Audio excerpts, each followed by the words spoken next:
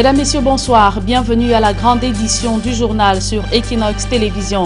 À la une, dénouement heureux pour Laurent Gbagbo et Charles Blé Goudé. L'ancien président ivoirien et son ministre de la Jeunesse ont été définitivement acquittés par la Chambre d'appel de la Cour pénale internationale. L'instance judiciaire a rejeté les accusations de la procureure Fatou Bensouda, confirmant ainsi la décision du tribunal de première instance. Panique au sein du pénitencier de Kondengui. Les pensionnaires de cette maison d'arrêt redoutent une contamination massive au coronavirus. Amadou Vamoulke, l'ex-directeur général de la CRTV, a fait part de ses craintes au ministre de la Justice, Laurent Issou. Voilà pour le sommaire.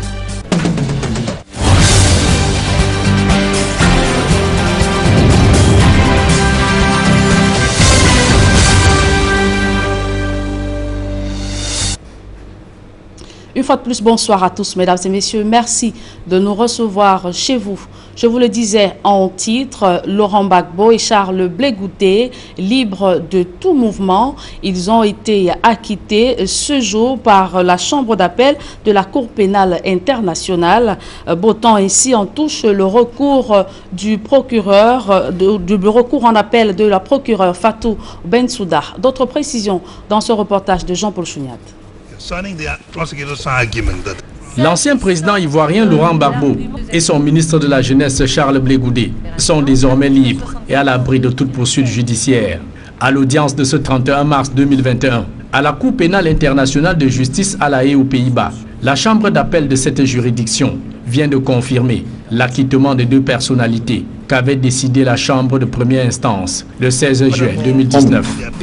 La chambre d'appel rappelle que dans sa décision relative à la demande de Laurent Gbagbo tendant à obtenir le réexamen des conditions de sa mise en liberté, elle a passé en revue et modifié les conditions associées à la mise en liberté de Laurent Gbagbo et Charles Blé Goudé, révoquant certaines d'entre elles et en maintenant d'autres. En conséquence du présent arrêt, la Chambre d'appel révoque toutes les conditions restantes à la mise en liberté de Laurent Gbagbo et Charles Blé Goudé. Ce verdict de la chambre d'appel de la CPI botte ainsi en touche l'appel de la procureure gambienne Fatou Bensouda contre l'acquittement de Laurent Gbagbo et le leader des jeunes patriotes. Dans sa décision du jour, le juge Thilé Eboué Ossoudi demande de prendre toutes les dispositions pour le départ des deux acquittés vers la destination de leur choix, y compris la Côte d'Ivoire, leur pays. En application de la règle 185.1 du règlement de procédure et de preuve, il est ordonné au greffier de prendre, aussitôt que possible, toutes les dispositions jugées appropriées pour le transfèrement en toute sécurité de Laurent Gbagbo et Charles Blé Goudé vers un ou des États tels qu'envisagés dans cette disposition, en tenant compte de l'avis des deux personnes acquittées. En Côte d'Ivoire, loin de La Haye, c'est l'euphorie totale pour la famille, tous les partisans du fondateur du Front populaire ivoirien, avec au premier rang son épouse, Simone et Yves Barbeau.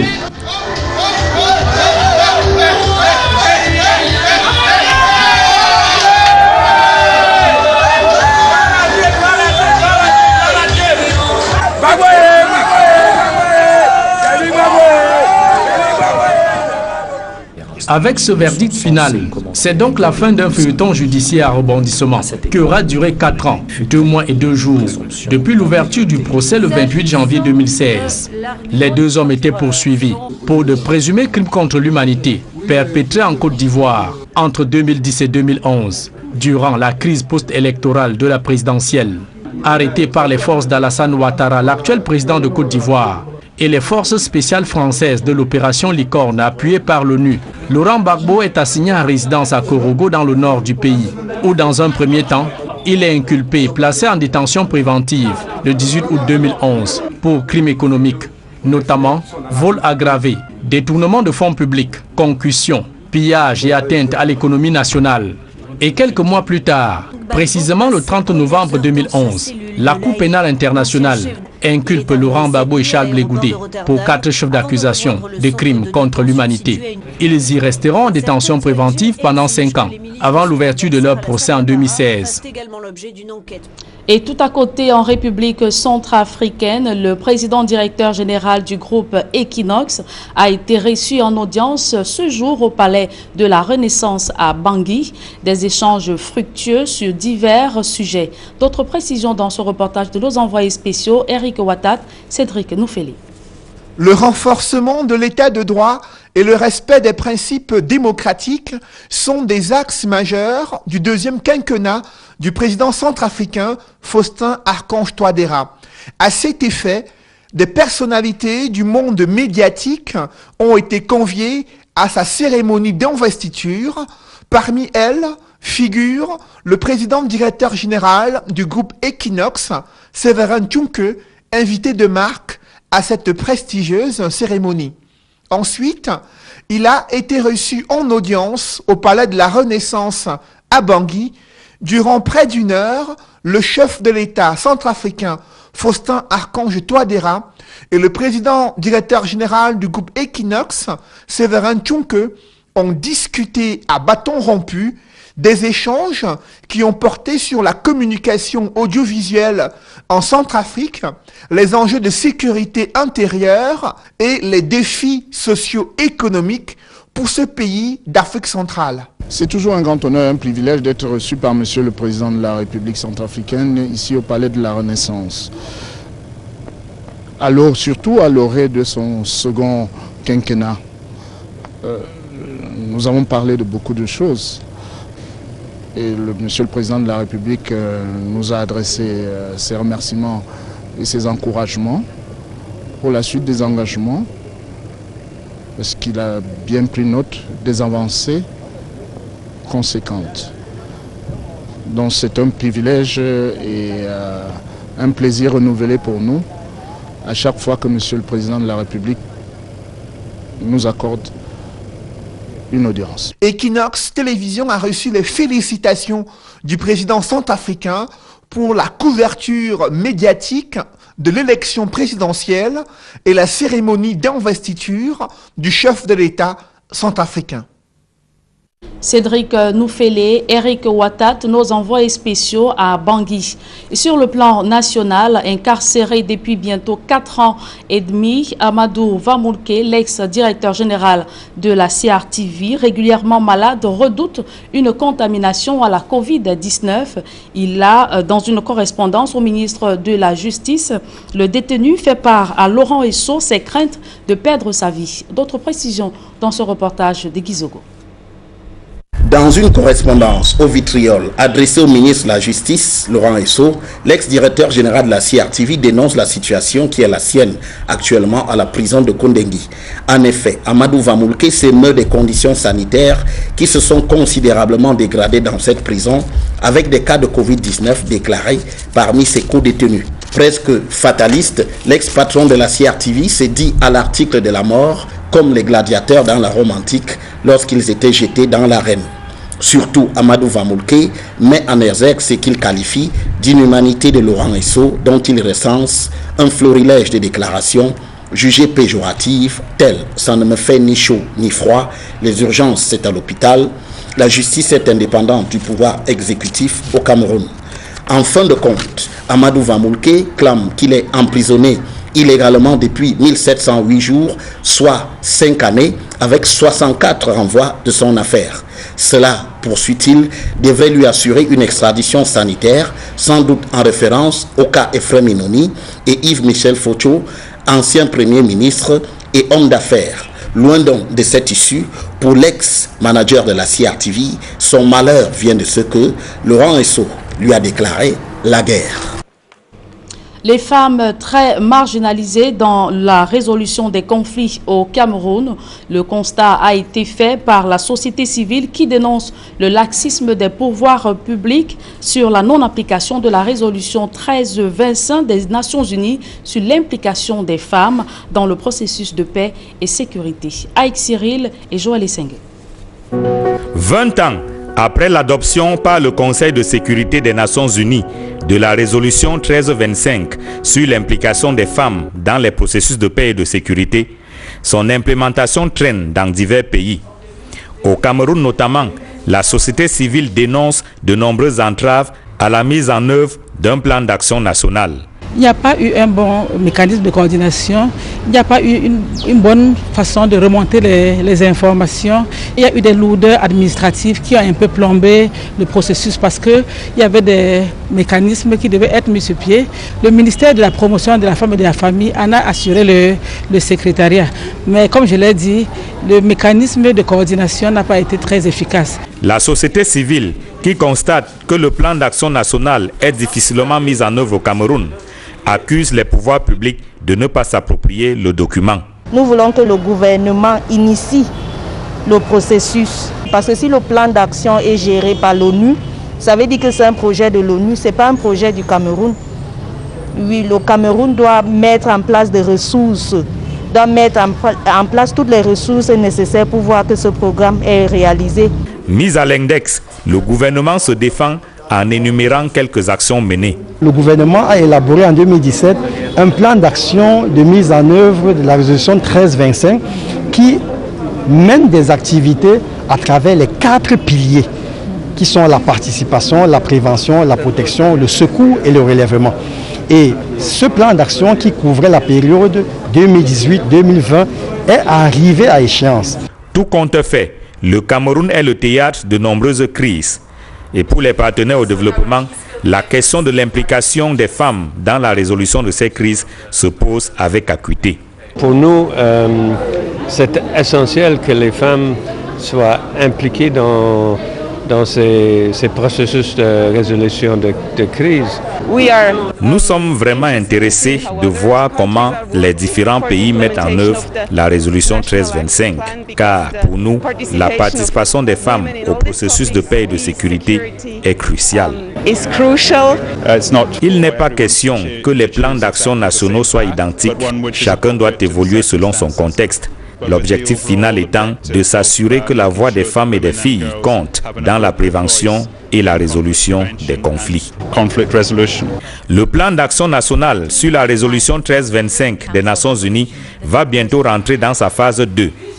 La société civile exige que les populations à travers les collectivités territoriales décentralisées soient associées à sa mise en œuvre. La décentralisation du plan d'action dans les 360 communes. Et nous le proposons pourquoi ? Pour qu'il y ait une meilleure appropriation par les communautés et une meilleure implication dans le processus actuel. Sous la houlette de Women International League for Peace and Freedom, des experts sont réunis à Yaoundé. Objectif: présenter la contribution des organisations de la société civile à la révision du plan d'action national de la résolution 1325 du Conseil de sécurité des Nations Unies sur l'implication des femmes dans la résolution des conflits. Évoquons à présent les défis du nouveau commissaire de l'aéroport international de Douala. Le commissaire Babangida Amadou a été invité à lutter contre la corruption et les trafics sur cette plateforme aéroportuaire. Les séries d'installations des nouveaux responsables de la sûreté du littoral ont également touché le port autonome de Douala et les immigrations. Le round-up, c'est dans ce reportage que signe Innocent Abiga, Donald Brice Kamgan. Lutter contre les atteintes aux activités aéroportuaires, prévenir et endiguer divers trafics, lutter contre la corruption. Le nouveau commissaire de l'aéroport international de Douala n'aura pas de sommeil. Raymond Issogo, délégué régional de la sûreté nationale du littoral. Je dis bien à collaborer avec les autorités aéroportuaires et les autres administrations pour atteindre les objectifs gouvernementaux. La plateforme étant une porte d'entrée et de sortie des trafics divers et autres activités et immigration impliquant des ressortissants d'horizons divers. En plus des missions classiques comme la recherche et l'exploitation du renseignement, celui qui était jusqu'au 18 mars dernier chef du service des interventions à la direction de la police judiciaire à Yaoundé doit également tout mettre en œuvre pour assurer un respect des dispositions sanitaires liées au Covid-19, l'aéroport étant une zone hautement délicate à ce sujet. En ces missions habituelles, vous adjoindrez celles qui nous imposées par le contexte sanitaire actuel, à savoir veiller au respect strict par vos hommes et les usagers du service des mesures barrières édictées par le gouvernement pour lutter efficacement contre la propagation du coronavirus. Le prédécesseur de Baba Guida Amadou, le commissaire Zachary Yao Alaj, est appelé comme directeur de la police des frontières. C'est un signe qu'il aura assuré avec dévouement à son poste à l'aéroport international de Douala, cette place où il fait son arrivée en 2011, gravissant tous les échelons. Au port autonome de Douala, la dame chargée de veiller à la sûreté des installations de cet espace économique névralgique de plus de 1000 hectares, c'est elle, le commissaire Eba Solo. Le port autonome de Douala étant une porte d'entrée et de sortie des trafics divers et autres activités émi-immigration impliquant des ressortissants d'horizons divers y ont cours. À émi-immigration, le commissaire devra assurer un meilleur suivi des dossiers des citoyens sur les questions liées au passeport. Je travaillerai sur les recommandations de ma hiérarchie, un plan, une feuille de route qui m'a été donnée par ma haute hiérarchie, je la suivrai et j'appliquerai cela à la lettre afin que les usagers soient satisfaits des services de la police des frontières. De l'aéroport au port en passant par émi-immigration, des hommes nouveaux et des challenges à relever, c'est le sens des décrets dont ils sont bénéficiaires. Dans le chapitre santé de ce journal, le service gynécologie de l'hôpital général de Douala connaît une baisse de près de 60% du taux de fréquentation. Avec la pandémie du coronavirus, de nombreux malades ont déserté les hôpitaux, compliquant leur état de santé. Le constat a été fait lors des journées portes ouvertes de ce service. À cette occasion, près de 400 femmes ont été dépistées du cancer du col de l'utérus et du sein. Claude Ekwar et Nadine Yamb. Au pavillon du service gynécologie de l'hôpital général de Douala, une foule inhabituelle. Dans les couloirs, de nombreux patients en attente. Pourtant, il y a un an, le constat était tout autre. Avec la pandémie de coronavirus, ce service connaît une baisse drastique du nombre de consultations et d'activités. En gynécologie obstétrique, par exemple, la baisse est allée jusqu'à 50-60% de l'activité, puisque nous présentons l'activité du service tous les 3 mois. Et lors des présentations, c'était le même problème dans tous les services, parce que les gens juste avaient peur de venir à l'hôpital en raison de la pandémie. Selon le professeur Chientengue Far Charlotte, chef service gynécologie de cette formation hospitalière, cette baisse du taux de fréquentation a entraîné des complications dans le suivi des grossesses des femmes enceintes et une augmentation de la mortalité liée à d'autres pathologies telles que les cancers. Vous avez une patiente qui vous revient peut-être en fin d'année 2020 avec une tumeur qui a commencé dans le sein depuis le mois de janvier-février et qui vous dit que vraiment en raison de la pandémie, elle a préféré rester à la maison attendre parce qu'elle ne voulait pas prendre de risque pour sa santé et vient là à un stade 4 pour lequel on ne peut plus traiter et dès qu'on commence les traitements, la patiente décède. Nous avons aussi les cas des femmes enceintes qui restent à la maison, ne font pas des consultations. Par exemple, la pression artérielle commence à monter et elle vient simplement en urgence quand elle convulse. Et on en perd certaines. Briser la peur du virus du corona et sensibiliser le grand public sur la progression d'autres pathologies au Cameroun, c'est l'objectif de ces journées portes ouvertes du service gynécologie. Il n'y a pas que le SARS-CoV-2, il n'y a pas que la COVID pour être la pathologie qui touche l'humanité actuellement. Il y a toutes les autres pathologies que nous avons toujours connues. Et si on ne fait pas attention et qu'on se concentre tous sur le SARS-CoV-2, mais bien évidemment, on va avoir une mortalité qui sera même plus élevée en raison de toutes les autres maladies comparées à ce que le SARS-CoV-2 peut soigner. Durant 3 jours d'activité, près de 400 personnes ont été dépistées des cancers du sein et du col de l'utérus. Et de nombreux cas suspects sont déjà signalés. On a reçu trois dames avec des boules dans le sein qui étaient suspectes et une jeune fille qui avait un nodule qui n'avait pas du tout l'air suspect et chez qui on a prescrit des examens complémentaires à faire. Pour ce qui est du col, pour le moment, on n'a pas encore vu une tumeur du col, mais on a prélevé systématiquement toutes les patientes pour leur frottis du col et c'est les résultats des examens qui nous diront s'il y a des lésions précancéreuses ou pas. Parce qu'une lésion précancéreuse ne se voit pas à l'œil nu. Les journées portes ouvertes du service gynécologie de l'hôpital général de Douala ont été l'occasion pour ces médecins de présenter leur savoir-faire sur la chirurgie endoscopique et l'accouchement par péridurale. Des femmes présentes à ce rendez-vous ont reçu des techniques pour l'autopalpation des seins et des conseils pour un meilleur suivi d'une grossesse. Et à la suite de Nadine Yambou, je vous invite à écouter cette réaction du professeur Tientengefak Charlotte. Elle est chef service gynécologie à l'hôpital général de Douala.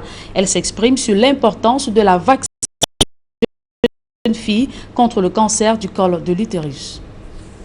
Ce qui est du col, alors là, c'est un cancer pour lequel on a une cause bien connue, qui est un virus qui est sexuellement transmissible, qui est le virus Human Papillomavirus.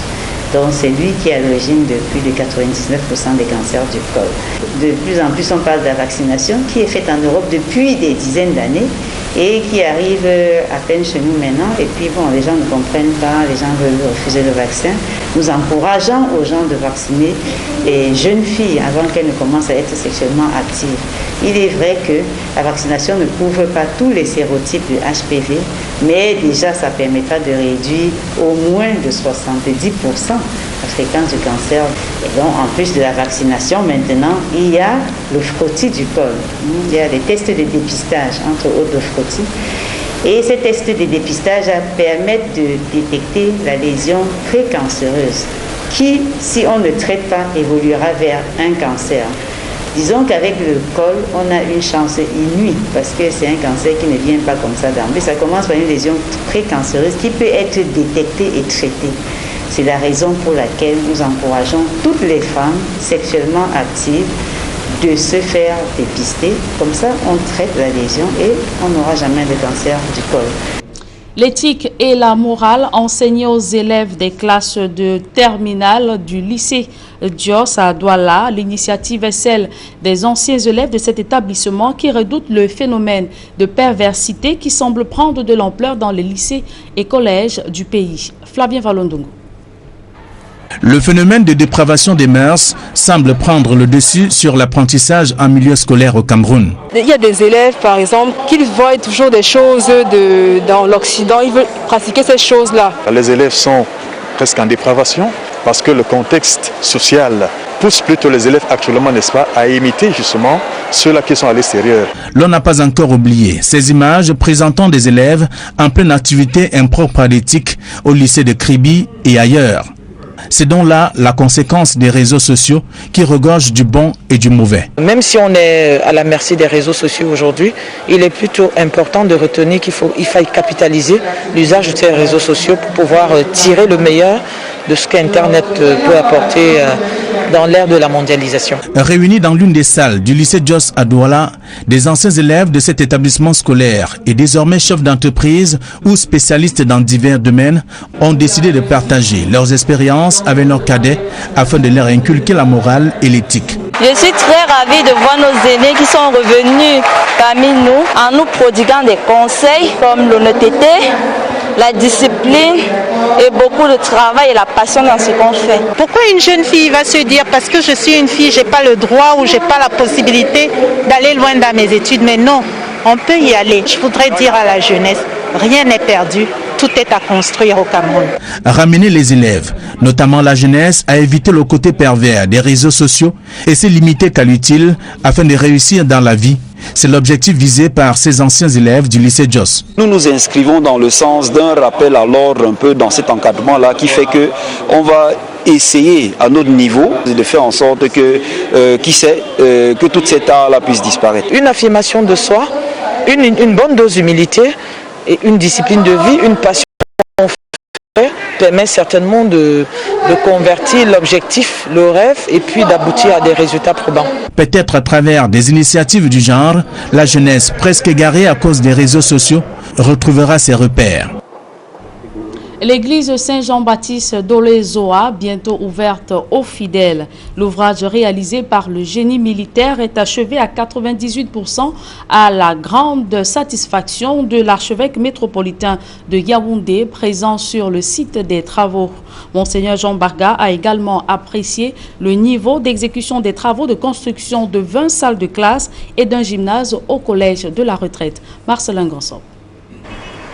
C'est vrai de leur temple depuis un bon bout. Les fidèles du quartier Olezoa et de ses environs vont bientôt renouer avec l'église Saint-Jean-Baptiste. L'ouvrage construit par le génie militaire est constitué d'une église avec mezzanine et d'une annexe résidentielle est quasiment achevé. Concernant l'église en elle-même, nous sommes à presque 98%. Ça voudrait dire que nous sommes complètement à la fin du projet. Une église a une valeur émotionnelle élevée. Ça voudrait dire que le coût du terrain ne sera jamais supérieur au coût de la construction. C'est pourquoi pour construire cela, il faudrait déjà faire un design architectural qui puisse traverser le temps et faire une conception qui puisse être suffisamment solide durant le temps. Donc c'était principalement une de nos préoccupations. En visite de chantier, l'archevêque métropolitain de Yaoundé a salué le professionnalisme du génie militaire, dont l'expertise permet aujourd'hui à l'archidiocèse de Yaoundé de disposer de l'un des plus beaux temples de la capitale. Les habitants du quartier auront une église de prière qui ne remplace pas leur église mère qui est la basilique. Mais ici le soir et à certains moments de la vie, joie et peine, ils peuvent se retrouver pour prier ensemble et faire des exercices spirituels. Donc les aumôniers scolaires vont habiter ici et pouvoir accueillir régulièrement les étudiants, leurs et les accompagner dans leurs études. Donc cette chapelle est polyvalente. Le savoir-faire du génie militaire s'étend au collège de la Retraite où un bâtiment R+3 devant abriter 20 salles de classe est en train de sortir des terres. Le projet intègre également la construction imminente d'un gymnase. Quand il sera achevé, ce bâtiment permettra d'accueillir 1000 élèves, soit 50 par salle de classe. Et en ce moment, nous sommes à 40% du déroulement des travaux. La deuxième phase étant constituée de la construction du gymnase. En compagnie du directeur du génie militaire, Monseigneur Jean Barga se réjouit de la célérité et de la qualité des travaux réalisés, lesquels augurent de lendemain meilleur. Nous espérons que dans un an, nous aurons les deux systèmes de formation francophone et anglophone dans ce collège pour lui donner une nouvelle capacité d'accueil et d'offres académiques. Nous espérons que tous ces travaux, comme ils ont bien démarré, s'achèveront aussi très bien. Sollicité sur divers fronts, le génie militaire a une fois de plus l'occasion de démontrer qu'il a de l'expertise et que la confiance placée en lui par le chef suprême des armées n'est pas un fait du hasard. Notre mission principale, ce n'est pas de construire déjà. Notre mission principale, c'est l'appui aux forces. Mais lorsque le haut commandement, à savoir le président de la République, chef de l'État, chef des forces armées, nous donne une mission, nous l'exécutons exactement comme nous exécutons toutes nos missions militaires. Donc pour nous, c'est une mission comme tous les autres et nous l'exécutons. La devise du génie militaire, à savoir parfois détruit, souvent construit, toujours servi, n'a jamais aussi collé à la réalité. C'est avec ce reportage de Marcelin Gansop que nous mettons un terme à cette édition du journal. Mesdames et messieurs, merci de l'avoir suivi. Retrouvez dans quelques secondes Duval Fangwa et ses invités pour la deuxième partie d'Equinox Soir Duval. Amadou Vamolke adresse une lettre ouverte au ministre de la Justice, garde des Sceaux. Après avoir appris la contamination au coronavirus de plusieurs détenus, le directeur ou l'ex-directeur de la CRTV il craint pour sa santé. Incarcéré depuis 4 ans sans jugement, il a adressé une correspondance au ministre de la Justice, Laurent Esso, pour que ce dernier se penche sur son cas. La chambre d'appel de la Cour pénale internationale rend une décision définitive dans l'affaire Gbagbo. L'ancien président de Côte d'Ivoire et Blé Goudé sont définitivement libres.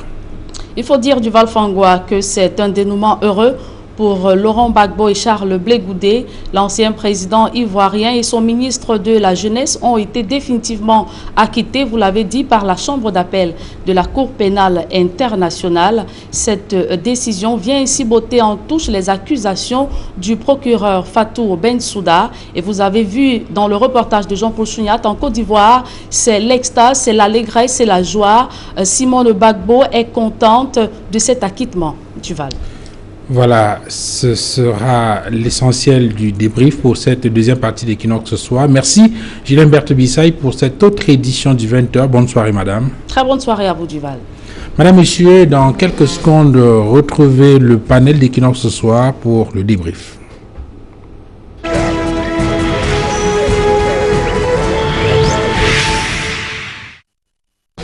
Retour donc sur le plateau d'Equinox ce soir avec nos invités, Maître Augustin Ngefak, avocat au barreau du Cameroun,